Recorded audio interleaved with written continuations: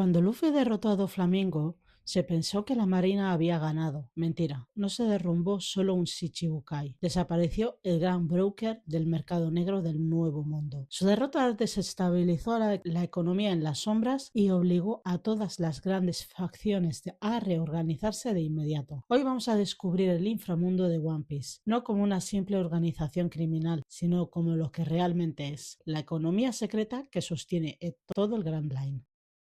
Antes de la llegada del Joker, el inframundo ya movía enormes cantidades de dinero. El mercado encubierto no es nuevo en este mundo. Ya existían figuras históricas como Madre Carmel, traficando con niños en el mercado negro. El verdadero problema del inframundo no era la falta de negocio, sino la falta de estructura. Nadie coordinaba el sistema. Existían 6 grandes monopolios gobernados por los llamados señores del inframundo, y cada uno era dueño absoluto de una pieza del tablero. Duffel controlaba el dinero financiando en las sombras los laboratorios científicos ilegales del MATS. Umid dominaba las rutas marítimas indetectables. Giberson hacía desaparecer los fondos a través de los casinos. Drug Peklo vendía la fuerza mercenaria y se encargaba de hacer el trabajo sucio. Stussy comerciaba con información desde la cúpula del entretenimiento mientras mantenía vínculos directos con el gobierno mundial. Y Morgans, el presidente de la World Economic Journal, quien decide qué versión de la realidad iba a leer el mundo al día siguiente. Un magnate de la prensa tan influyente y poderoso que el gobierno se veía obligado a permitirle informar hasta las mismísimas puertas del Levely. Lo fascinante de estos señores del inframundo es su dinámica interna. No es que formaran una alianza ni que compartieran una relación de amistad. Al contrario, viendo cómo fue su interacción en la fiesta del té de Big Mom en el capítulo 860 del manga, donde la tensión y las pullas entre ellos son evidentes, queda claro que lo que impera es un pacto tácito de no agresión. Cada uno domina su propia área y ninguno pisa el terreno del otro. Simplemente todos ganan lo suficiente y acumulan tanto poder en sus respectivas áreas que no les interesa arriesgar su posición iniciando disputas. El inframundo, por lo tanto, funciona como un mercado de monopolios independientes que se respetan por pura conveniencia. Ese fue el equilibrio que vino a alterar el Joker. Hasta el momento el inframundo funcionaba como un mercado de sectores estancos, pero la llegada del Joker hizo que empezara a funcionar como una red interconectada, y esa diferencia cambió para siempre el equilibrio del mundo. ¿Por qué Doflamingo creó este sistema? Porque su meta nunca fue la piratería, era destruir el mundo que los rechazó. Nacido como Tenryubito, su familia fue arrastrada a la miseria del North Blue, donde sufrieron el linchamiento de una turba sedienta de venganza contra ellos, contra los Tenryubitos. Ese trauma infantil despertó su haki del conquistador y un resentimiento ciego. Al verse expulsado de la cima y rechazado definitivamente por Mary Joyce, su ambición mutó. Si no podía volver a ser un dios entre los nobles, construiría un imperio en las sombras para hacer arder el mundo entero. No nació un pirata, nació un estratega movido por el despecho.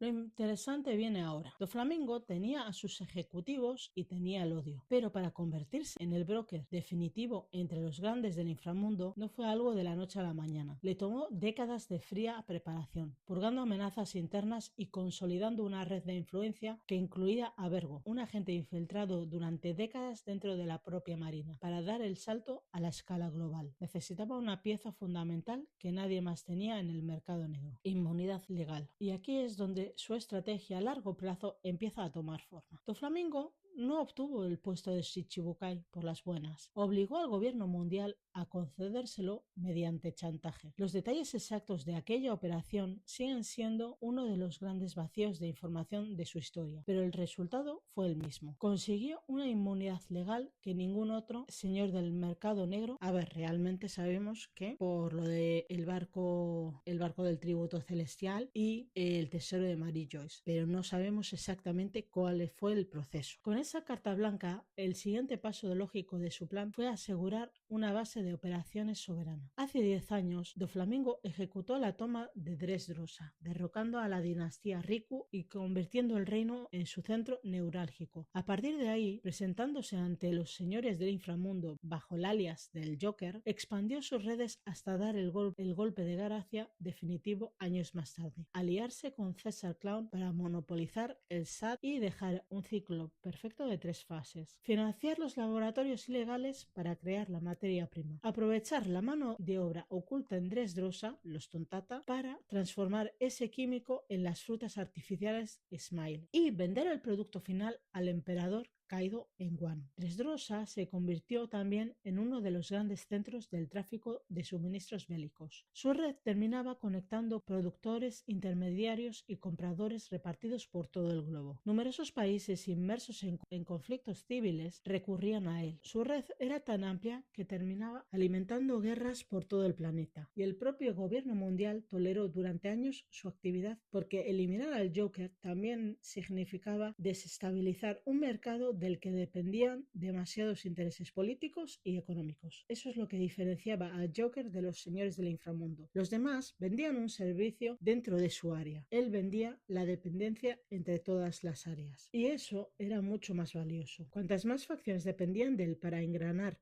sus negocios, más difícil era sustituirlo. Ese era su verdadero negocio. Por eso, cuando Luffy destrozó la fábrica en Dressrosa, lo curioso fue que nadie en el mercado negro celebró la caída del Joker. Cuando el gran broker desapareció, el sistema no se unificó, simplemente regresó a su status quo. Las conexiones automatizadas se rompieron y los señores del inframundo se vieron obligados a servirse a sí mismos, teniendo que restablecer las redes comerciales que Doflamingo les centralizaba. El impacto, eso sí, no afectó a todos por igual. Morgans es a quien más hemos visto en acción y su red de información sigue intacta en las alturas. Él ya contaba con su propia e imponente infraestructura de distribución global, lo que le permite seguir flotando hoy en día por encima del caos sin haber sufrido las consecuencias logísticas de Dressrosa. Para el resto, sin embargo, el escenario actual obliga a una reestructuración. El sector de la información clandestina podría haber sufrido un golpe importante tras la exposición de Stussy durante los acontecimientos de Egghead. Sin embargo, el manga no nos ha mostrado qué consecuencias tuvo eso para las redes de influencia bajo su esfera. A nivel teórico, lo que sí sabemos es que el inframundo aborrece el vacío. Por pura inercia de las organizaciones criminales, cuando una estructura de inteligencia se desestabiliza, lo natural es que las piezas se reacomoden para que el flujo de datos no se detenga por completo. Los hechos canónicos, la radiografía económica es muy clara. El mercado existía antes del Joker. El Joker consiguió centralizarlo y cuando el Joker cayó, el sistema volvió a fragmentarse. Pero los sistemas económicos odian la fragmentación. Por pura lógica de mercado, cuando un espacio de intermediación tan lucrativo se queda vacío, es inevitable que alguien intente volver a ocuparlo.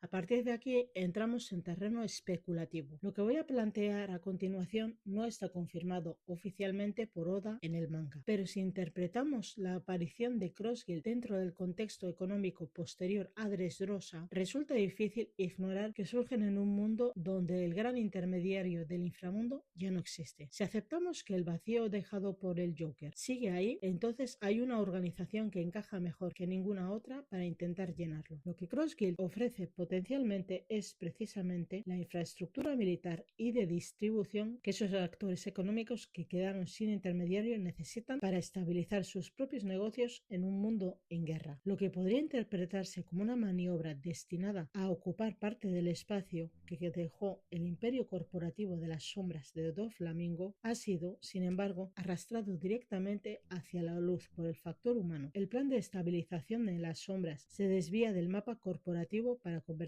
por accidente en una amenaza geopolítica directa para el gobierno mundial.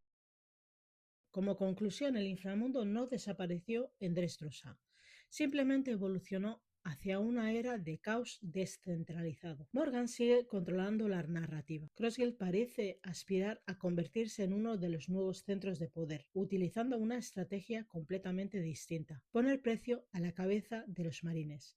Y el resto de facciones siguen operando en las sombras esperando su momento. Doflamingo demostró que el hombre más poderoso no siempre es el más fuerte. A veces es simplemente el único capaz de conectar a todos y desde la caída del Joker, nadie ha conseguido ocupar ese puesto.